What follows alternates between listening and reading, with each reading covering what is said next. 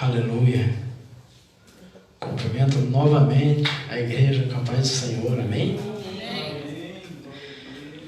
Para mim é uma satisfação, irmãos. É uma... Aleluia, Jesus. Aleluia, Deus.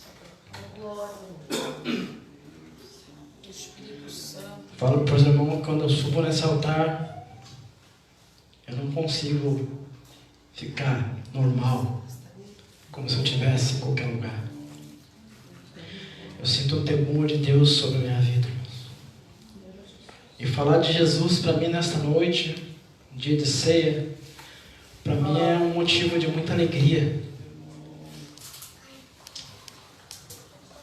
É uma satisfação enorme falar de Jesus. Ainda mais num dia tão importante que a gente nos coroa, a gente mesmo faz uma aliança, renova a nossa aliança com o Pai, amém? Eu queria que os irmãos abrissem a palavra de Deus no livro de Mateus 27.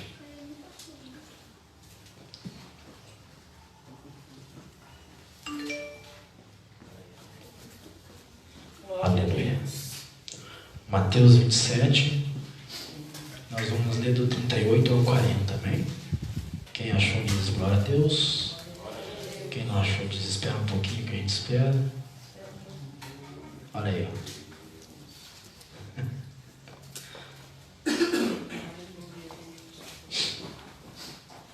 Vamos lá? E foram crucificados com ele 2 salteadores, um à direita e outro à esquerda.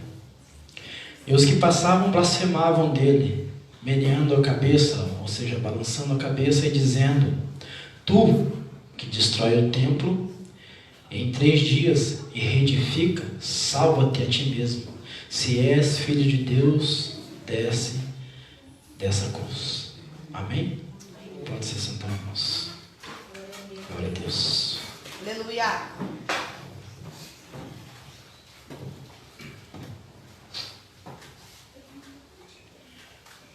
Peço que tenha paciência comigo, porque eu não sou um pregador de muitos anos. Sou novo nessa área ainda.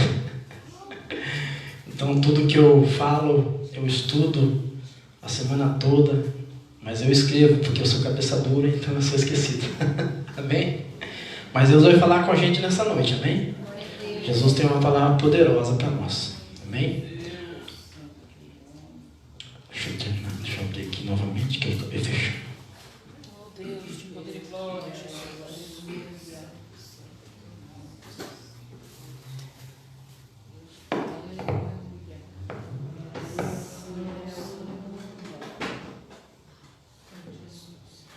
Mateus 27, 35, né?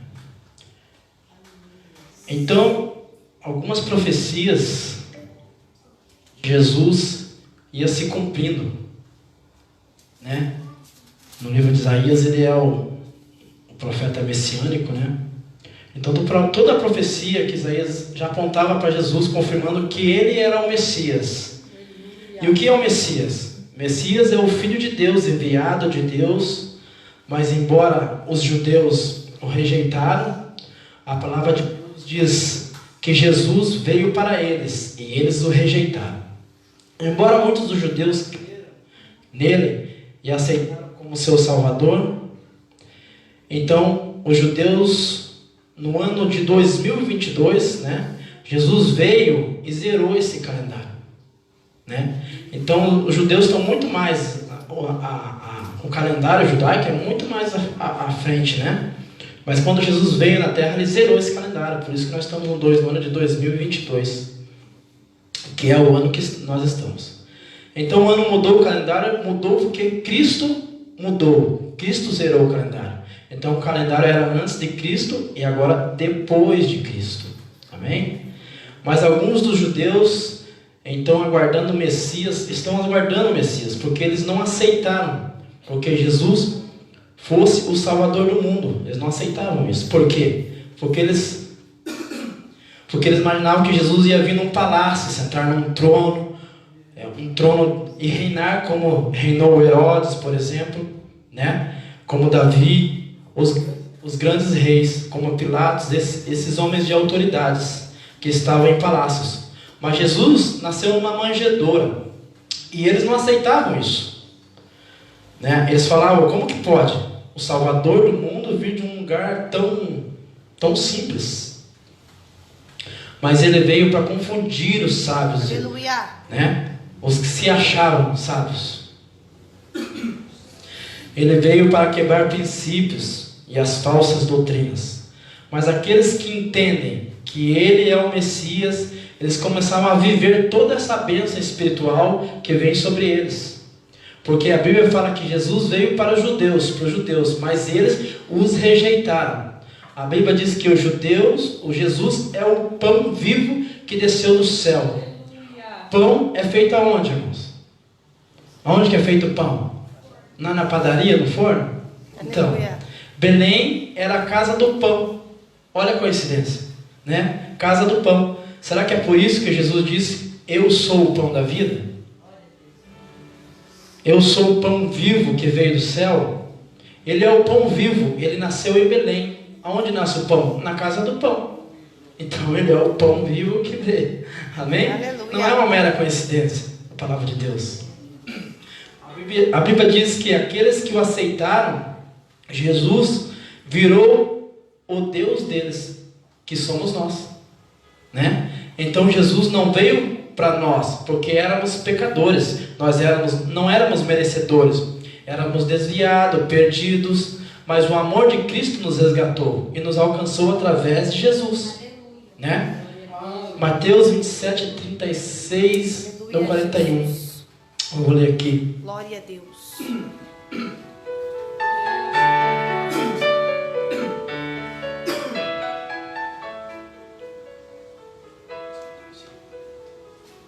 E havendo crucificado, repartiram suas vestes, lançando a sorte para que se cumprisse o que foi dito pelo profeta. Repartiram entre si as minhas vestes, e sobre a minha túnica lançaram sorte. E assentaram, guardaram ali.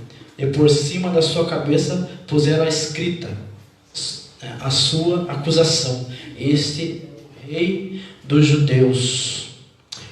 E foram crucificados com eles 2 salteadores, um à direita e outro à esquerda. E os que passavam blasfemavam dele, meneando a cabeça e dizendo: tu que destrói o templo em 3 dias, reedifica, salva-te a ti mesmo, se é filho de Deus, desce dessa cruz. E da mesma maneira também os príncipes do sacerdote com os escribas e os anciões e fariseus, escarnecendo, também diziam. Amém?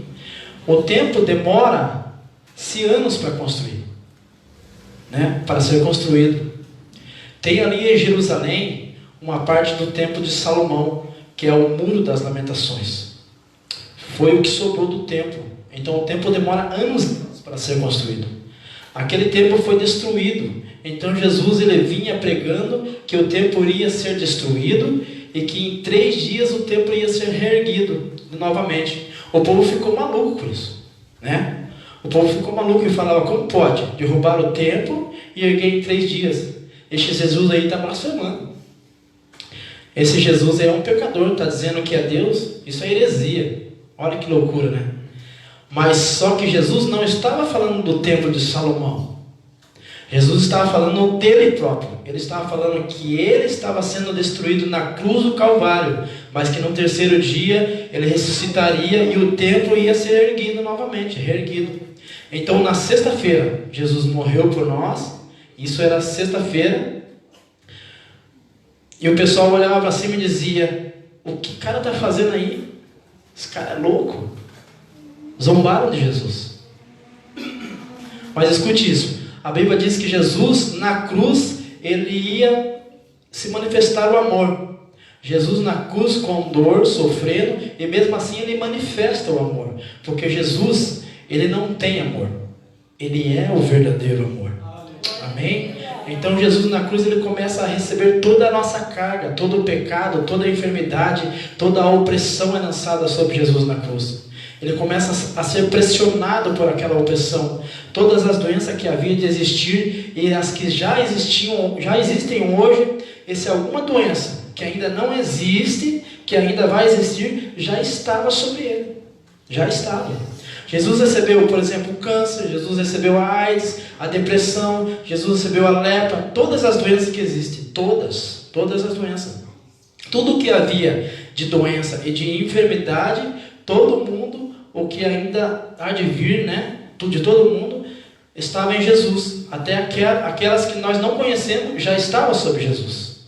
Aí o profeta Isaías disse que já estava sobre ele toda a enfermidade, e pelas suas pisaduras nós somos sarados. Amém? E ele estava recebendo toda essa opressão espiritual que Isaías mencionou.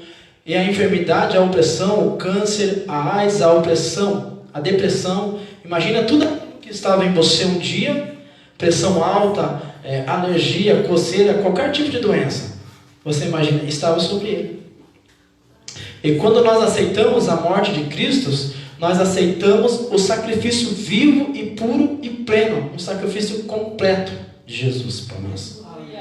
Ó, escuta isso. Antes de Jesus, os sacerdotes ofereciam sacrifício a Deus. Eles ofereciam animais. Talvez você já a gente trabalha com libertação, a gente vê muito isso, né? Em uma encruzilhada, galinha, né? Galinha, outro bicho, por exemplo. Em cachoeiras, bodes, outros animais maiores, sacrificados em rituais. Até pessoas, por exemplo, também em rituais satânicos, completamente demoníacos. E por que o diabo usa essas pessoas para fazer esse tipo de sacrifício? Porque o sacrifício é bíblico. Porque antes de Jesus, o sacrifício era levado até o sacerdote para que o pecado pudesse ser superficialmente encoberto. A Bíblia diz que era como um pano que fosse colocado sobre nossos pecados. Quando o povo levava o sacrifício, Deus cobria o pecado deles para poder acessar o povo com a sua bênção. Era isso que era feito através do sacrifício, né? Porque o sacrifício era uma prece a Deus, era um sacrifício de animais, era sacrifício sujos, de bois, gados, pombas, de animais impuros, que sejam parcialmente cobertos. Então Deus olhou lá de cima e disse: eu vou mandar um sacrifício, o último sacrifício, sem mácula, sem mancha, para que todo o pecado seja perdoado, não parcialmente, mas definitivamente, de uma vez por todas. Esse sacrifício seria Jesus Cristo. Assim seríamos totalmente perdoados, porque para que não pudermos ter acesso, para que nós pudéssemos ter acesso à Shekinah de Deus.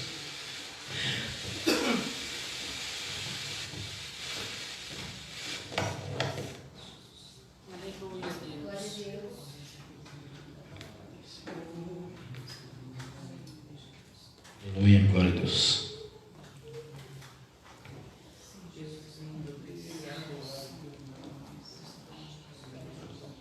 Ele precisava levantar então o último Adão, para que aquele pecado que entrou pelo homem, agora pelo homem, fosse expulso, extirpado em nome de Jesus. O último Adão veio até nós, em nome dele, e o nome dele é Jesus Cristo. Quando Jesus ele vai para a cruz, ele está sendo representado como o próprio sacrifício vivo, como uma ovelha muda ao matadouro. Mas agora não era um animal impuro, não era uma oferta suja, não era uma oferta contaminada. Agora era o Cordeiro Santo de Deus que estava sendo sacrificado naquele momento. Então, quando Jesus foi sacrificado, o Cordeiro que não pecou, o pecado agora não foi coberto. O pecado agora foi desfeito pelo sangue de Jesus Cristo. Então quer dizer que não existe mais pecado? Então, existe sim. Mas para aqueles que aceitam Cristo, morrem para o pecado e vivem para Cristo. E através de Jesus você é justificado. E através de Jesus nós somos lavados. Através de Jesus nós somos transformados. Amém? Se você entrou aqui nesta noite com pensamentos torpes, com palavras perversas, erros que você cometeu e não consegue se perdoar e diz: meu Deus, nem Deus vai me perdoar. O Senhor diz, através do sacrifício de Jesus, hoje Ele justifica você, hoje Ele perdoa você, hoje Ele restaura você, hoje Ele transforma você em nome de Jesus. Amém? Não cobrindo o seu pecado, mas fazendo você branco como a lã, como a gente cantou aqui agora, alvo como a neve. Aleluia! Alvo como a neve. E porque hoje nós enxergamos o sacrifício em encruzilhadas, porque o diabo quer desvalidar o sacrifício de Jesus. Ele quer dizer, aquilo que Jesus fez na cruz não valeu nada, vamos continuar sacrificando. Vamos continuar. É isso que Satanás faz. Só que o sacrifício único e o último foi feito em Cristo. E quem tem Jesus e crê na palavra, não mais sacrifica, não sobe mais escadas de joelho, não mais fica pagando penitência. Olha, eu fiquei agora, vou confessar. Eu pequei, agora vou confessar. Vou para Aparecida lá de joelho, contar os tijolinhos. Isso não funciona mais. Isso não funciona mais assim. Hoje não adianta mais você vir chicoteando a dizer, olha, eu pequei, eu estou me lamentando, eu estou pedindo perdão. Não, isso é pecado igual, né? Se você faz isso, você está pecando, porque tudo que tira a glória de Deus é pecado, tudo. Olha só, a obra de Cristo, ela foi perfeita, a obra de Cristo, ela foi redentora. Irmãos, o Cristo não é aquele Cristo lá do Rio de Janeiro, aquele de Guaratuba lá que tem. O nosso Cristo não é de pedra, que se suja, que tem que ficar limpando. O nosso Cristo é limpo. É Ele que nos limpa. Ele é o Cristo ali, aquele Cristo ali precisa de refletor, de luz para a gente iluminar eles. E o nosso Cristo não. O nosso Cristo, Ele é a própria luz. Ele é a luz do mundo. Ele tem a luz, Ele nos ilumina. Ele é o meu Redentor, Ele vive. Amém? Mas quiseram fazer de tudo para desvalidar aquela obra. Então mais uma profecia se cumpriu. A Bíblia diz que Cristo veio pisar na cabeça da serpente e que Ele veio destruir a morte e o diabo. Aqui no livro de Mateus 27, 33... Deixa eu achar aqui. E chegando ao lugar chamado Gólgota, que significa lugar da caveira. A caveira é um símbolo de vida ou de morte? De morte, né? Não tem aqueles frascos de veneno lá que tem o símbolo da caveirinha? Né? Então a caveira é um símbolo de morte. Né? Uma caveira não fala. Então a caveira é morte. Né? A caveira é um símbolo do pé ou da cabeça? Da cabeça. E o meu Deus diz a profecia que Ele veio pisar na cabeça da serpente. Ele veio erguido sobre a caveira. Ele foi erguido sobre a morte. Ele foi erguido sobre o Gólgota. Ele foi crucificado em cima da morte, dizendo, onde está o seu aguilhão? Não tem poder a morte. Veio pegar Jesus. Ele disse, não, Pai, na tua mão eu entrego o meu espírito. Deus entregou o espírito para a morte, e a morte não acessou, mas Ele venceu a morte. Ele aniquilou a morte. Aleluia. Glória a Deus. Mateus 27 a 38 novamente. E foram crucificados com eles 2 salteadores, um à direita e o outro à esquerda. E por que foi crucificado 2? A Bíblia diz que aquela cruz que Jesus foi... Isso é interessante, irmãos. A Bíblia diz que aquela cruz que Jesus foi crucificado, ela foi feita para Barrabás. Foi feita para Barrabás. Preste atenção na revelação dessa palavra aqui. Todo criminoso tinha um direito. Qual era o direito? O direito era a cruz fosse feita especificamente para o tamanho dele. Especificamente para o tamanho dele. Mas por que isso? Isso é melhor? Isso é melhor? É melhor. Mas o cara não vai morrer? Então que melhor que tem nisso, né? Mas o sofrimento é menor. Ele vai morrer, mas o sofrimento dele é menor. A cruz sendo feita do seu tamanho significa que a cruz tem as suas medidas, né? Significa que você não vai ser esticado, significa que você não vai suportar o peso maior que o seu tamanho, porque a cruz tem o seu tamanho. É por isso que Jesus fala: aquele que quer vir após mim, negue-se a sua cruz, negue-se a si mesmo, pegue sua cruz e siga-me. Porque cada um suporta a sua cruz. Aleluia. Uma cruz maior, o peso é maior. E a cruz de Barrabás era maior, porque Barrabás era maior fisicamente que Jesus. E eu vou te provar isso. A Bíblia diz que seu corpo foi esticado, e aquela cruz existia um espaço onde os cravos eram colocados. A mão no original do hebraico, ela fala que é da ponta dos dedos até o cotovelo. Essa era a mão no hebraico, né? Essa parte é a mão. Então Jesus foi crucificado onde não pudesse ser rompido sua mão. Ele foi crucificado na mão, né? Porque a cruz era tão grande que ele foi esticado, né? A Bíblia fala, né?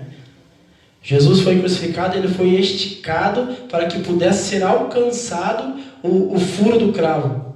Porque não era aqueles preguinhos de hoje em dia, era um cravo rústico, grandão, para travar a pessoa ali. Então a morte na cruz era uma morte terrível, terrível. Não sei se vocês já fizeram uma experiência dessa forma, de abrir os braços numa madeira assim, né? Mas eu tive uma experiência que eu fazia muitos teatros antigamente, né? Muitos teatros eu fazia. E um dia eu fui fazer um teatro num retiro espiritual, num encontro com Deus, e eu fiquei numa cruz, uma cruz era menor, eu era um dos bandidos, né? Eu fiquei numa cruz menor, menor que eu ainda. Então eu falei pro rapaz do outro lado: vamos trocar de cruz, porque essa cruz aqui eu tenho que ficar, tô meio estranho aqui, né? E eu fui para a cruz dele e ele foi para a minha cruz, né? Antes do pessoal, antes da gente fazer a nossa apresentação ali, né?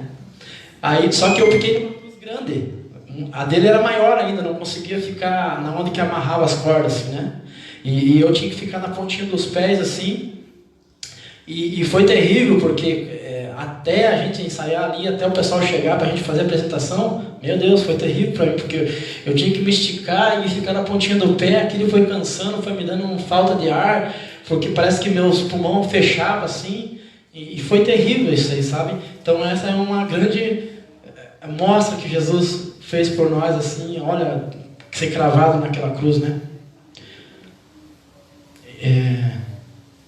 Então Jesus estava ali, né, esticado naquela cruz. Primeiro ele carrega aquela cruz pela via dolorosa, uma cruz que era maior do que a dele, né? Maior que ele, que não era dele. Aquela cruz foi feita para um bandido chamado Barrabás.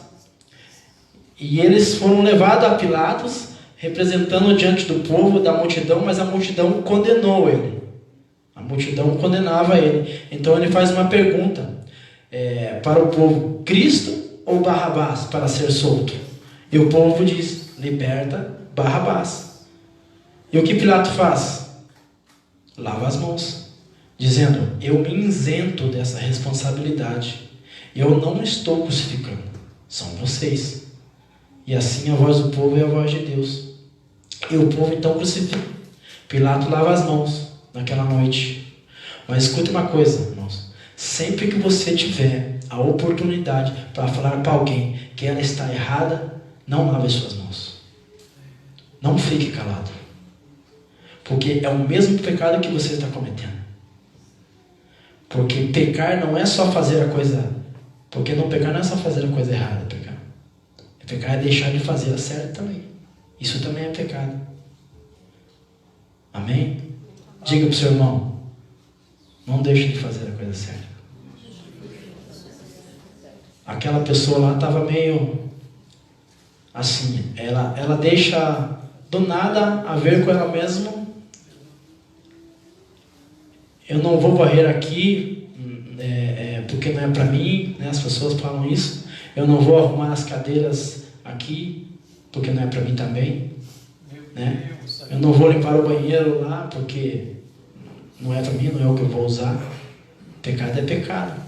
E o que você não faz, você renuncia, também é pecado. Né? Por isso que Jesus não tem o direito de ter a cruz feita para ele. Por quê? Porque Jesus não tem pecado. Não tem cruz para Jesus. A cruz não é de Jesus. O pecado não é de Jesus. O pecado é nosso. O pecado não é de Jesus. É o meu, é o seu pecado. Fomos nós que erramos. E o que tem a ver isso? Tudo.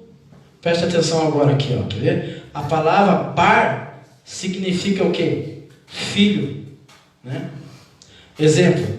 Bar Jonas, filho de Jonas. Bartimeu, filho de Timeu. E Barrabás. Bar, filho. Abas, pai. Filho do pai. Não parece a pronúncia? Porque a palavra é junta, dá um som diferente. E o nome dela era Abba. Então, para quem era a cruz? Para o filho do pai. Quem é filho do pai? Glória a Deus. Quem é o filho do pai? Dá glória a Deus. Então aquela cruz era minha. Aquela cruz era sua. Aleluia. Glória a Deus. Então aquela cruz não tinha tamanho de Jesus. Ela era maior, porque o nosso pecado, o nosso erro, a nossa falha é muito maior do que qualquer coisa.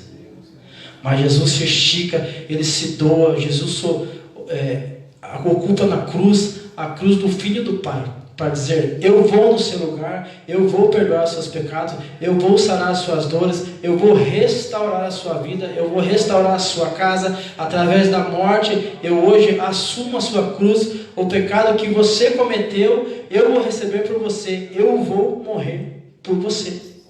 Foi isso que Jesus estava falando. Para quê? Pagar toda a dívida, porque se eu não fizer isso, o diabo vai te acusar, o diabo vai te condenar.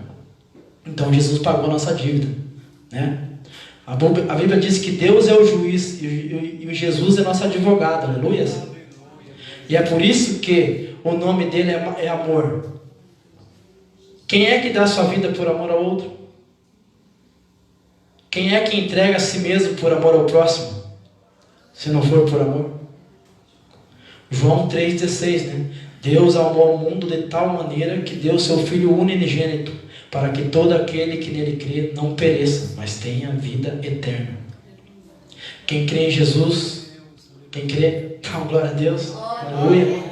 Então Jesus vai na cruz e ele começa a marcar um cenário de dor. Então, ali tinha dois bandidos, um à direita, outro à esquerda. Por quê? Dois bandidos. Dois problemas iguais, duas falhas iguais. Esse bandido representava a igreja de Cristo. Somos nós. Um povo que falhou. E as pessoas falavam, você fez tanta coisa errada, agora você vai para a igreja? Não é assim que as pessoas falam? Sim, é assim mesmo. É aqui que Cristo quer nos curar. Em nome de Jesus. Aqui é o hospital onde cura bandidos, bêbados, prostitutas, drogados, depressivos. É aqui. Esse é o lugar. Mas não dá para você permanecer do jeito que está. Mas para você se arrepender e viver a vida que Jesus tem para você. Amém? A direita e a esquerda representam dois caminhos. O caminho da perdição e o caminho da salvação. Eles representam o livre-arbítrio. A escolha é sua. É você que escolhe. Jesus está no meio dizendo, a distância é a mesma. Quando Jesus está no meio, Ele está dando a oportunidade iguais. Né? Ele está dizendo, eu não estou fazendo acepção de pessoas. E nesta noite Jesus está dizendo, eu não estou fazendo acepção de pessoas, a distância é a mesma para todos, para aquele que quer ser transformado nesta noite, eu estou aqui para perdoar seus pecados, eu estou aqui para salvar a sua vida, em nome de Jesus. Mas um dos bandidos olha para Jesus, e eu creio que seja da esquerda, olha para Jesus, aleluia. Que palhaçada é essa? Se tu é Cristo, se tu é rei, se tu és filho de Deus, desce daí. Tu não tem poder de salvar nem a ti, quanto mais a nós. E o outro bandido, que eu imagino também que seja da direita, diz assim: cala sua boca. Nós que falhamos, nós que erramos. Ele não fez nada. Você está falhando, você está aí falando que ele fez tudo isso, mas ele não foi ele que fez, né? Então fecha sua boca. Você conhece esse tipo de pessoas que ficam murmurando? Irmãos, no mesmo dia que tem gente em um velório se despedindo de alguém, dizendo: Deus, por que você fez isso comigo? Eu não mereço isso. No mesmo dia tem uma mãe na maternidade dizendo: Senhor, obrigado. Obrigado pela vida, obrigado pelo meu filho que o Senhor me deu. É no mesmo dia, né? E qual a diferença disso? Que o Senhor só é Deus quando Ele te presenteia com algo? Quando Ele te dá alguma coisa? A gente só sabe agradar a Deus na hora da nossa vitória? Porque quando Ele tira, você murmura e diz: por que, Senhor? Por quê? O Senhor não é Deus, por que permitiu isso? Deus é Deus em toda circunstância. Não vê a passagem de Jó? Deus me deu, Deus, bendito seja o nome do Senhor. Mas aí um dos bandidos diz a Jesus: Senhor, não, ele não sabe do que está falando. Foi nós que erramos. Deixa eu te pedir uma coisa. Olha a oportunidade. A oportunidade é para os dois iguais. Deixa eu te pedir uma coisa. Quando entrar no paraíso, lembra-se de mim. Ele fala isso. Aleluia. Aí Jesus fala para ele o quê? Hoje mesmo estará comigo no paraíso. Glória a Deus. Ele não tinha pecado igual ao outro? Sim. Sim ou não? Sim. A diferença é de quem aceita Jesus como seu único e suficiente Salvador. Essa é a diferença. E nessa noite tem uma palavra que eu vou revelar para você daqui a pouco, que vai fazer toda a diferença na sua vida, vai fazer você entender por que você está aqui. Aleluia, glória a Deus. Porque se você pensa que é só você que passa dificuldades, passa por aprovações, passa por agonia, por vontade de desistir, você está enganado. Porque Jesus disse: Pai, se for possível, passa de mim esse cálice. Se possível, acaba com essa dor. Se possível, desfaça tudo que eu não estou mais aguentando. Eu não estou suportando. Eu não sei o que eu faço. Pai, pelo amor de Deus, me ajude. Então era essa a oração de Jesus, né? Mas ele não para aí. Jesus, ele não para aí. Ele continua e diz assim: mas seja feita a sua vontade sobre a minha vida. Mas eu imagino o pai lá de cima olhando e pensa: filho, é necessário para que se cumpra as escrituras. Fica firme. Suporte, vai passar. Porque eu estou passando por isso. Porque o pai já sabia que no momento do Gólgota, quando ele morresse e ressuscitasse, o seu nome seria erguido sobre todo o nome. O seu nome seria exaltado. Aleluia. Deus está te falando, essa luta que você está passando é para te exaltar. É para manifestar o milagre de Deus na sua vida. Você não está entendendo, mas é necessário para você ser exaltado. Só é exaltado quem um dia foi humilhado. Só sente o alívio quem um dia foi sobrecarregado. Só sente a cura quem um dia foi doente. Só sabe o que é vencer quem passou por lutas e provas. É bom vencer, mas só vence quem passa por provas. Pai, eu quero nadar. Por exemplo, assim, o filho fala: pai, eu quero nadar naquela piscina. O pai diz: não, e ponto final. Aí o filho fica bicudo, né? Estica o beição lá e fica, né, bravo. Mas Deus, ele sabe o que pode acontecer, né? Então ali ele está te dando um livramento. Só que o filho não sabe, né? O filho não entende, mas Deus entende. Mas Deus fala um não para a gente às vezes, mas lá na frente Ele está preparando um sim enorme para nós. Você não está entendendo a luta que está passando, mas Ele diz: eu sou o Pai, eu sei o que é melhor para você. Né? Então Jesus fala: Pai, se possível, passa de mim esse cálice. O Pai diz: não, porque depois dessa luta vai vir a vitória, vai vir o milagre, vai vir a exaltação. Aleluia. Nos últimos instantes, Jesus dá um grito e diz, no capítulo 46 de Mateus 27 aqui: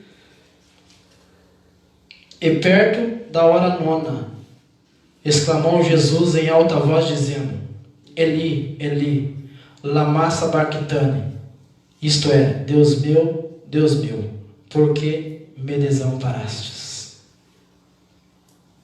Alguém já teve essa ideia de que Deus tem abandonado ele? Quando você sente isso na sua vida, é porque o milagre de Deus está chegando na sua vida. Aí Jesus dá o último grito, o grito de misericórdia, aquele grito que nós conhecemos.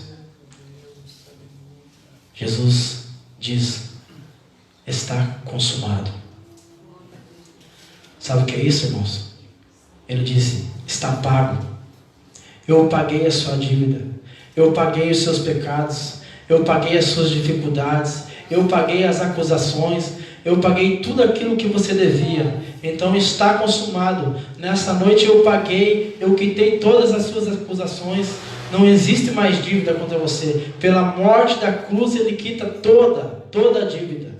Então está consumado. Então quando o diabo vier falar para você,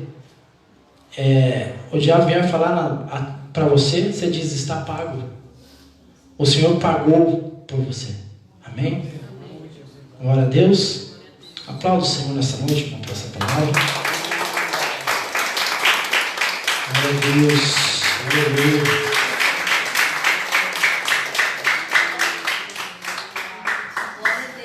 Você pode curvar sua cabeça? Quero orar para você. Aleluia, Senhor Jesus. Então o Senhor diz para você nessa noite: quantas vezes nós passamos coisas que não entendemos? Quantas vezes nós passamos coisas que não entendemos de jeito nenhum? Quantas vezes nós passamos prova que não compreendemos? E até clamamos ao Pai dizendo: Pai, o Senhor se esqueceu de mim? Por que me abandonou? Mas o Pai não responde, porque é necessário passarmos por isso. Você não escuta a voz do Pai e você se sente sozinho ou sozinha. Você entrou aqui nesta noite e você olha para tantas lutas que você tem passado e você diz: meu Deus, quanto tempo eu passo por isso e não acaba.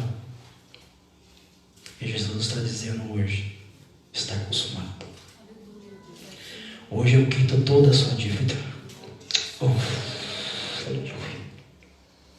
Hoje eu acabo com a dor. Hoje eu acabo com o teu sofrimento. Hoje começa um novo ciclo. Nesta noite, Jesus ressuscita os teus sonhos. Enquanto você entrou aqui procurando no chão, Deus diz: olha para o alto, porque é aqui que está a sua vitória. É no alto que está a sua vitória. Não procure entre os mortos. Não procure entre os mortos, porque eu vivo. Aleluia. Oh, Senhor, obrigado, Pai, por essa palavra. Mesmo tão pequeno, Senhor, o Senhor ainda tem me usado para ministrar a sua palavra. E eu te agradeço por essa simples palavra que o Senhor tem me dado. Conforta os corações, Senhor, daquele que aqui está, que está passando por algumas aprovações, mas o Senhor vai te dar a vitória nesta noite. Em nome de Jesus. Creia, irmãos, receba essa palavra. Amém. Aplauda o Senhor mais uma vez. Aleluia.